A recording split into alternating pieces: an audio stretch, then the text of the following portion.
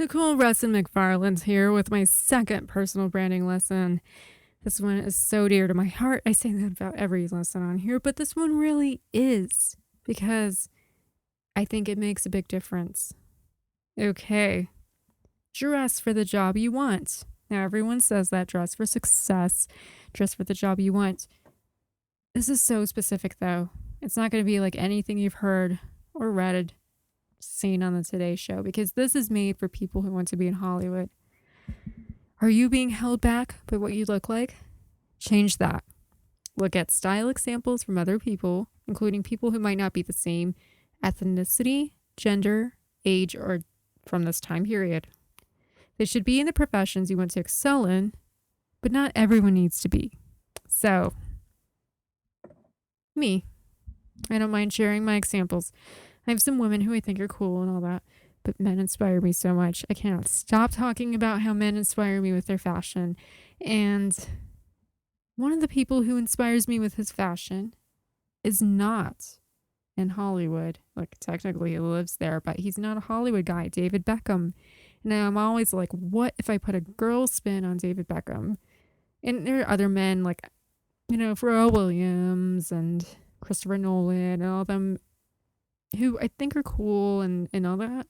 And I pinned them up in my Pinterest and was like, yeah, guess what world? I'm inspired by men. But yeah, I did that. And you can do that too. And it doesn't mean you're going to dress and look like David Beckham entirely.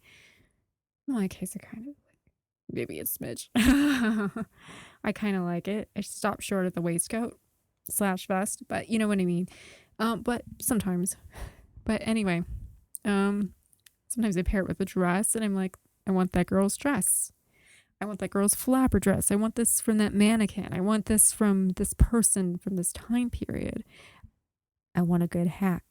Okay, so that's what I talk about with looking at style examples. Ditch the routines that society says you should follow as a man or woman. My personal stories about embracing what I already look like. And people respond the best I've ever heard in my life to this. What do I mean? Well, there's a certain routine that you have to follow if you're a starlet.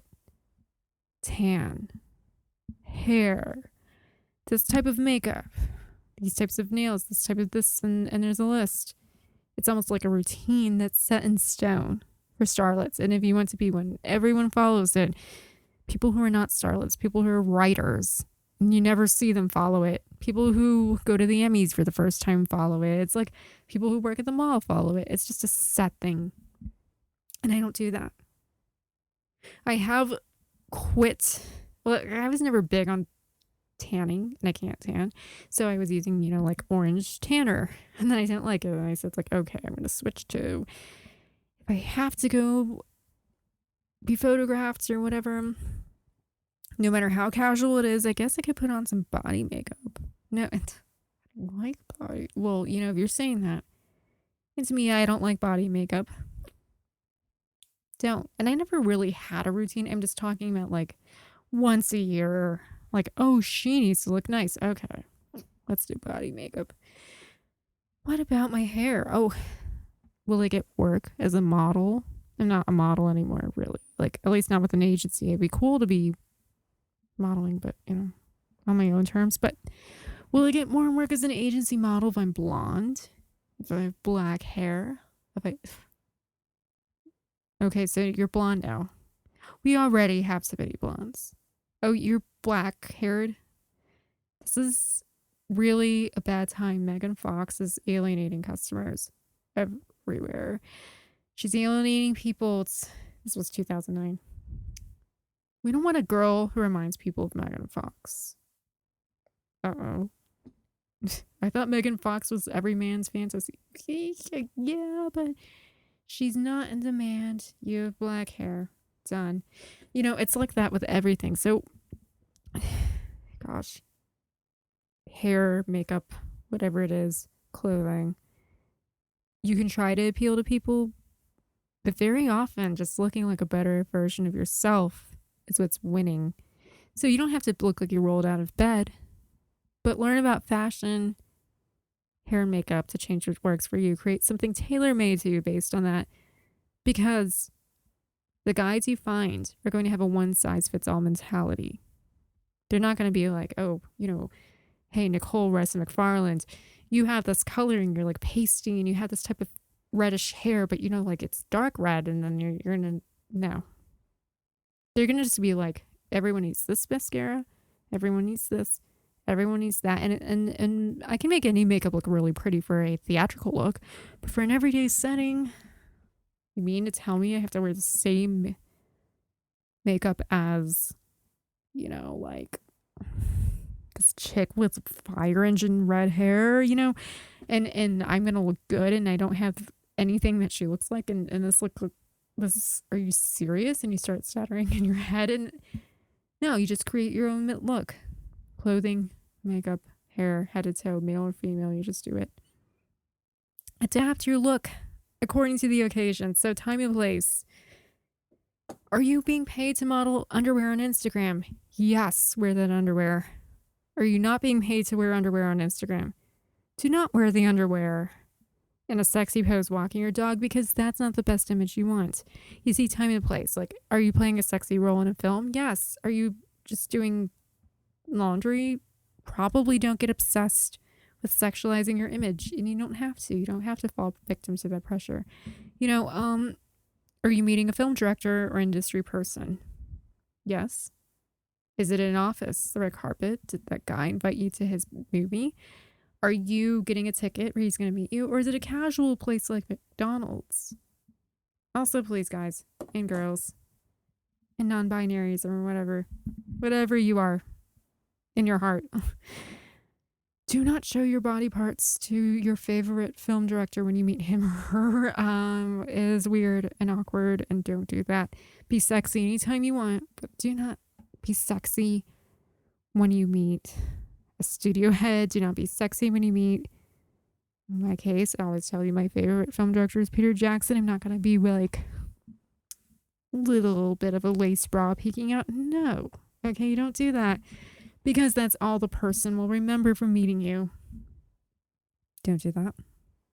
Are you auditioning for a role? Then go full force with your look of the day. Be prudish, be sexy, be a frat boy slob, be a slick businessman from Wall Street. Wear a hat, wear a wig.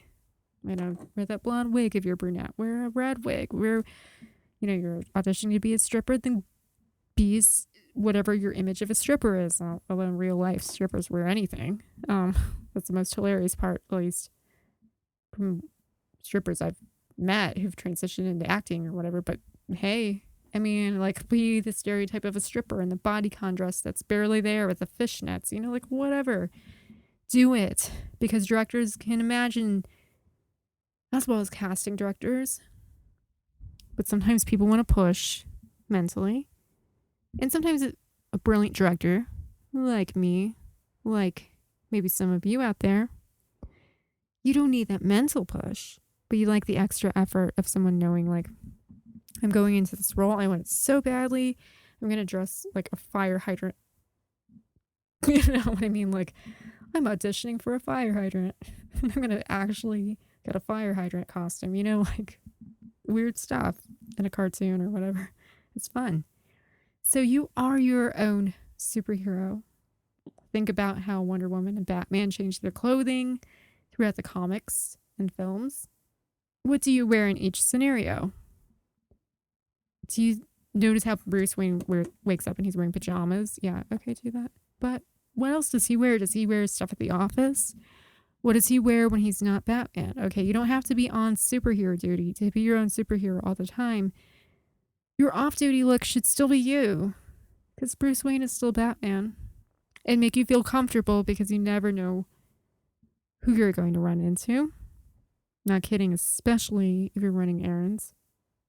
Or, you take a selfie or whatever. You can look a little cute or sexy or whatever, but just make it you. Like, if you're out running errands, and save the sexy for, like, clubs. And I cannot emphasize that enough. Like, that's one of my biggest things, is I analyzed, okay, what am I doing wrong? This is me personally. I'm not auditioning for a Carl's Jr. ad right now. I'm wanting to be a director like these men and a film score composer like these people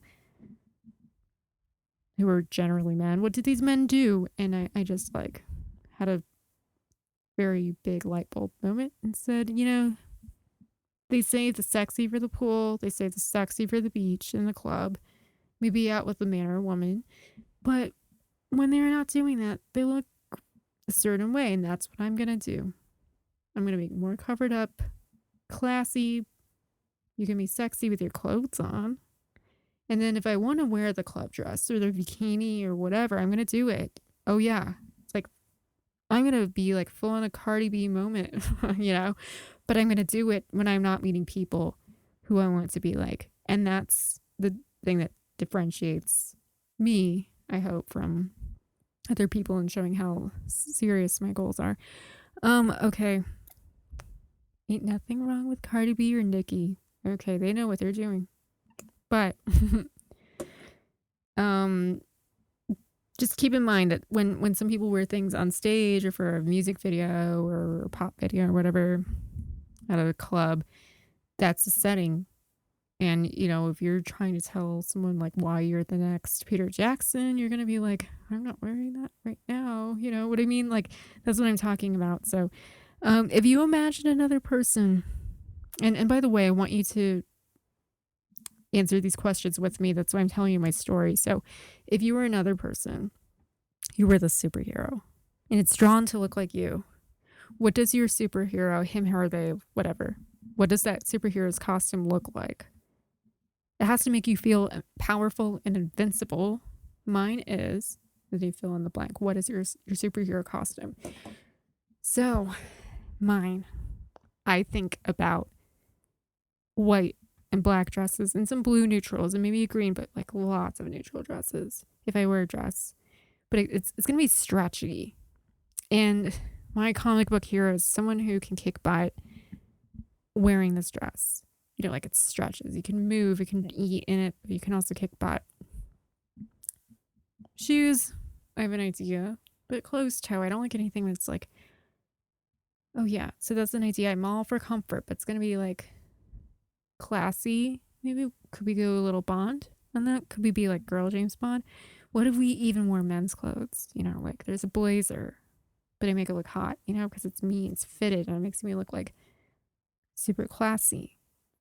Okay, so what if I'm a little more covered up, a little more modest, but still keeping it kind of fitted sometimes? That could be another costume. What if I'm like, I want to wear a tie? Oh, yeah, pull off that Beckham. But it's done like me, like a men's button-up, men's inspired, or even men's button-up shirt with a tie, blazer. What if I took a men's blazer and wore it with this bandage dress? That's my vibe. And it's like, it's all me. And I had a hat like Justin Timberlake in the day, or Pharrell, a fedora. 1920s hats, maybe. Cool hats. What about those hats? Like, what about some hip hop style? What about leisure? Like all that. And as I mentioned, like the women of hip hop, I love them. But that's going to be a day off thing. Day on is going to be superhero costume. Bend it like Beckham. Meeting Jessica Rabbit. Like, what if Jessica Rabbit rated her favorite men's wardrobes? That's my vibe. And sometimes she covered up, but you could see she's very Jessica. She's just covering up sometimes. That's me. What is yours? What is your superhero costume?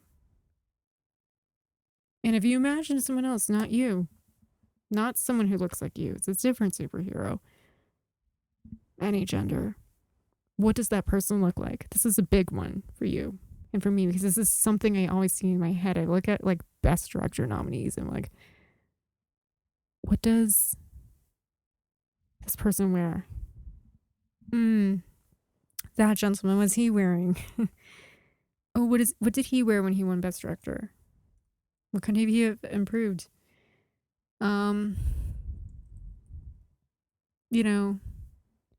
Alejandro Gonzalez Inarritu. What did he wear? What did he go out and he wear when he won an Oscar? Oh, twice in a row. It's not like you only run one. So that's how I think. And then I'm like, what about this person? He's a rock star. Or she's a rock star. Or she's like a pop girl with a rock vibe. What do they do? And so things can be as small as you using different pairs of glasses or wearing glasses versus contacts versus, I should say, Versa. Was that like a new Armani collection? Versa by Armani. Fragrance. The typo, but it actually came out of my mouth. That's embarrassing. Okay. It's a typo on my phone and I read it like Versa. Oh, I'm such a loser sometimes. All right. Hey, TED Talks, you want me? I can like totally mess up everything I read in the teleprompter even more so because I don't see well from far. I get double vision. All right. So, you know, me, I wear glasses, certain glasses when I animate. And I have some glasses that I jokingly call like the oh, I can't tell you the name, but they're like when I want to get my vibe of being like a studio head. They're named after one specific person's. Oh my gosh. And I'd be so embarrassed if he found out I called him that. Oh, can't say that in case he listens to this.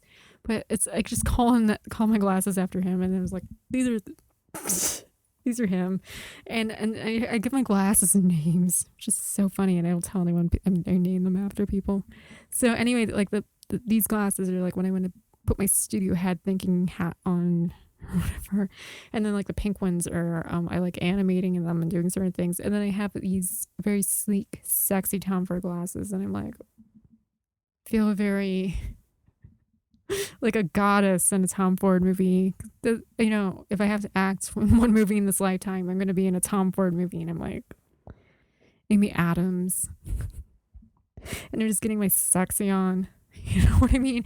And I have different vibes to each one professionally, but also personally. And so it's fun. And then I wear glasses sometimes in contact lenses. And if I have contacts in, I have to cut this short, but I also use eyeliner. So I'm going to go and TTYL.